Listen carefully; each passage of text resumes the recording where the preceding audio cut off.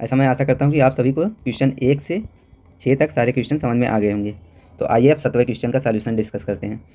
7वें question में बोला गया है कि एक सर्कस का एक कलाकार एक 20 मीटर लंबी डोर पर चढ़ रहा है, ठीक, जो अच्छी तरह से तनी हुई है और भूमि पर सीधा लगे खंभे के शिखर से बंधा हुआ है। ये कोई डोर है, ये डोर भूमि से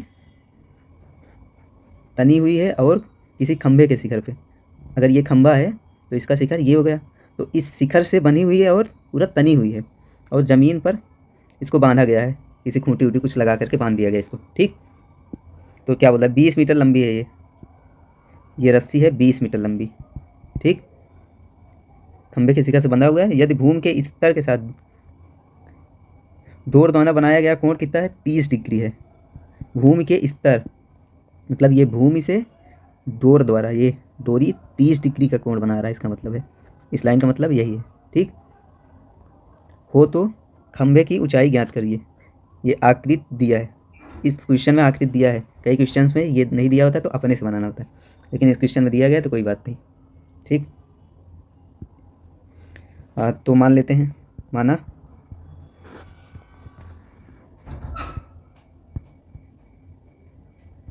खंभे की ऊंचाई h मीटर है, खंभे की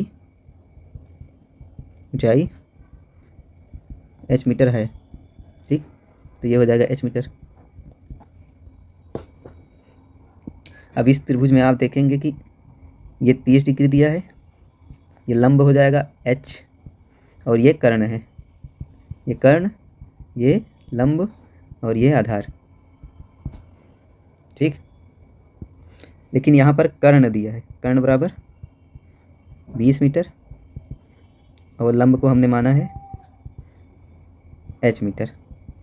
तो यहाँ पर tan का फार्मूला अगर लगाएंगे हम, tan थीटा का मान होता है लंब बटे आधार, लेकिन यहाँ पर लंब तो हमें मालूम है h, लेकिन आधार नहीं मालूम है, ठीक। यहाँ पर कर्ण मालूम है और लंब मालूम है, तो हम यहाँ पर साइन थीटा का फार्मूला यूज करेंगे। साइन 30 डिग्री कितना हो जाएगा, लंब बटे कर्ण, ठीक। लंब है h, कर्ण कितना है 20, कर्ण 20 है, ये कर्ण, ये लंब, ठीक। अब साइन 30 का मान होता है 1/2 इक्वल्स टू h/20। अब क्रॉस मल्टीप्लाई करो इसको, h इधर ही रहेगा, 1/2 ये है, 20 इधर जाएगा तो गुणा में हो जाएगा। अब इसको काट देंगे, 2 1 कम 2, 2 धामा 20, h बराबर 10 मीटर।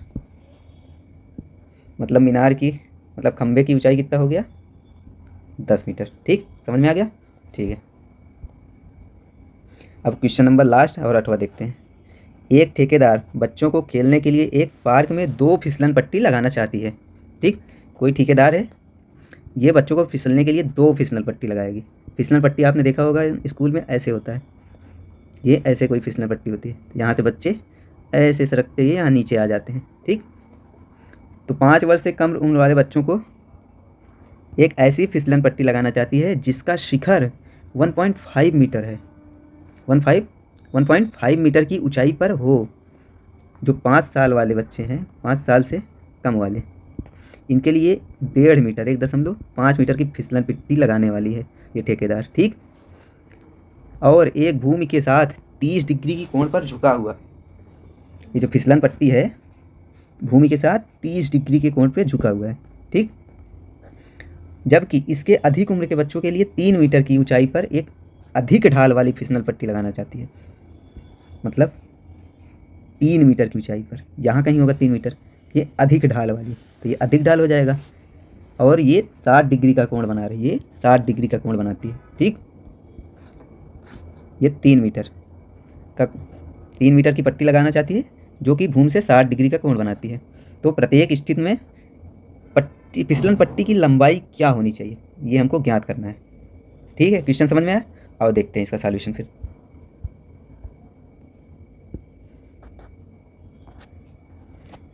ठेकेदार 5 साल से कम उम्र वाले बच्चों को 1.5 मीटर की फिसलन पट्टी लगाना चाहती है। ये फिसलन पट्टी ये भूमि है, भूमि। 5 साल के कम उम्र वाले बच्चों की जो फिसलन पट्टी है वो भूमि से 30 डिग्री का कोण बनाती है। और 5 से अधिक वाले बच्चों को, 5 साल से अधिक वाले जो बच्चे हैं उनके लिए ढाल ज़्यादा होता है, लेकिन सेम पॉइंट पर वो फिसलन पट्टी आएगी। तो ये जो टोटल कोण है ये 60 डिग्री है। तो प्रत्येक स्थिति में हमें फिसलन पट्टी की लंबाई ज्ञात करना है। फिसलन पट्टी ये होगी पूरी लंबाई। ये पहली वाली फिसलन पट्टी, ये दूसरी वाली फिसलन पट्टी, ठीक। तो इन्हीं की लंबाई हमको ज्ञात करना है, ठीक है। ये टोटल 3 मीटर है बड़ी वाली फिसलन पट्टी। तो इसको ए मानो, इसको बी, इसको सी मान लेते हैं और इसको डी मान लेते हैं।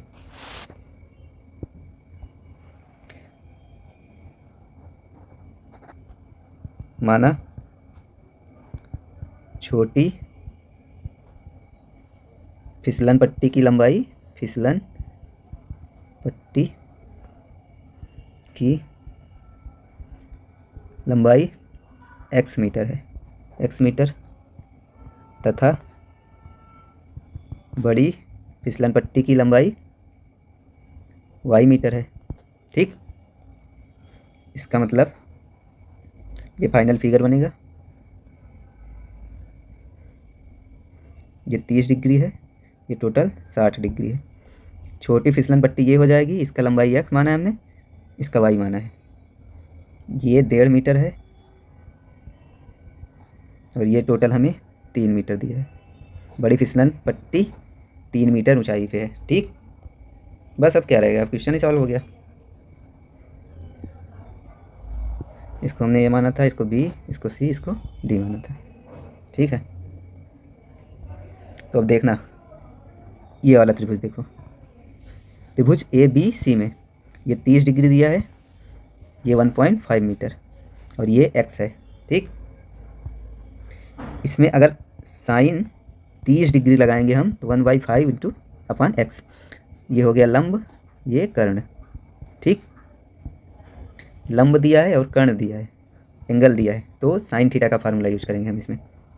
मतलब त्रिभुज ए बी सी में साइन 30 डिग्री बराबर लंब कितना है 1/5 अपान कर्ण x, ठीक। साइन 30 का मान 1/2 is equals to 1.5 into upon x। अब x इधर जाएगा, 2 इधर आएगा, x बराबर 1.5 गुणे 2, x बराबर क्या हो गया 1.5 इंटू 2, 3 मीटर, ठीक। इसी प्रकार त्रिभुज ए बी डी में, ए बी डी में इसमें भी कर्ण y है और लंब दिया है 3 मीटर, ये लंब, इसका टोटल हाइट 3 मीटर दिया है, ठीक। तो इसमें भी साइन, लेकिन ये टोटल एंगल दिया है इसमें 60 डिग्री, ठीक है, ये ध्यान रखना है। साइन 60 डिग्री बराबर हो जाएगा 3, लंब है 3, कर्ण y, साइन 60 का मान √3/2, ठीक, इज इक्वल टू 3/y। अब फिर से क्रॉस मल्टीप्लाई, y इधर जाएगा, 2 इधर आएगा, ठीक। अब इधर y बचा, इज इक्वल टू 3 यहाँ रहेगा, 2 इधर जाएगा तो गुणे में हो जाएगा, और ये √3 इधर आएगा तो भाग में हो जाएगा, ठीक। अब y बराबर हो जाएगा 6/√3। अब इसका प्रमेयीकरण कर देते हैं हम लोग, 6/√3 इंटू √3 से मल्टीप्लाई, √3 से डिवाइड, ठीक।